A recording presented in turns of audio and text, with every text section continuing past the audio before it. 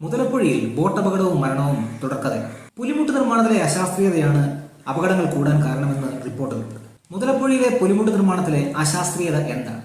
ഈ നിർമ്മിതി കൊണ്ട് തീരത്തിനും തിരമാലയ്ക്കും സംഭവിക്കുന്ന മാറ്റം എന്താണ്? എന്ത് കാരണം കൊണ്ടാണ് മുതലപ്പുഴി മരണപ്പുഴയായി മാറുന്നത്? കോടികൾ ചെലവഴിച്ച് നിർമ്മിച്ചിട്ടും ഉപയോഗിക്കാൻ കഴിയാത്ത നിരവധി മത്സ്യബന്ധന തുറമുഖങ്ങൾ കേരളത്തിലുണ്ട്. ഒരു തുറമുഖത്തിന്റെ യഥാർത്ഥ ആവശ്യം, അടിസ്ഥാനപരമായ ആവശ്യം എന്ന് പറയുന്നത് വള്ളങ്ങൾക്ക് സുരക്ഷിതമായി കടലിൽ പോവുക, തിരിച്ച് കരയിലേക്ക് സുരക്ഷിതമായി വരിക എന്നുള്ളതാണ്. എന്നാൽ ഈ സംരക്ഷണം മുതലപ്പുഴയിൽ കിട്ടുന്നില്ല എന്നുള്ളതാണ് യാഥാർത്ഥ്യം. മുതലപ്പുഴയ്ക്ക് സമീപത്തെ കടൽ മേഖലയിലെ തിരമാലകളുടെ സ്വഭാവം, ഒഴുക്ക്, അടിത്തട്ടിന്റെ പ്രത്യേകത ഇവയെപ്പറ്റി എല്ലാം ഈ സ്ഥാപനം വ്യക്തമായി സമഗ്രമായി പഠിക്കുകയും റിപ്പോർട്ട് സമർപ്പിക്കുകയും ചെയ്തിട്ടുള്ളതാണ്. ഇതിൽ ഏറ്റവും പ്രധാനം കടൽ തീരത്ത് കൂടിയുള്ള മണലിന്റെ ഒഴുക്കാണ്. നമ്മുടെ തീരക്കടലിലെ സ്വാഭാവിക പ്രതിഭാസമാണ് ഈ മണലൊഴുക്ക്.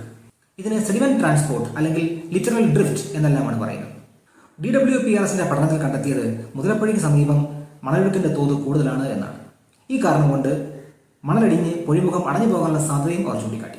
തീരത്തിന്റെ ആഴം കുറയുന്നതും പുലിമുട്ടുകളുടെ സാമീപ്യവും എങ്ങനെയാണ് തിരമാലയിൽ വക്രത സൃഷ്ടിക്കുന്നതെന്നും ഇതെങ്ങനെയാണ് സ്ക്വയർ വേവ് ഉണ്ടാവാൻ കാരണമാവുന്നതെന്നും നമ്മൾ അല്പം മുമ്പ് ചർച്ച ചെയ്തതാണ്.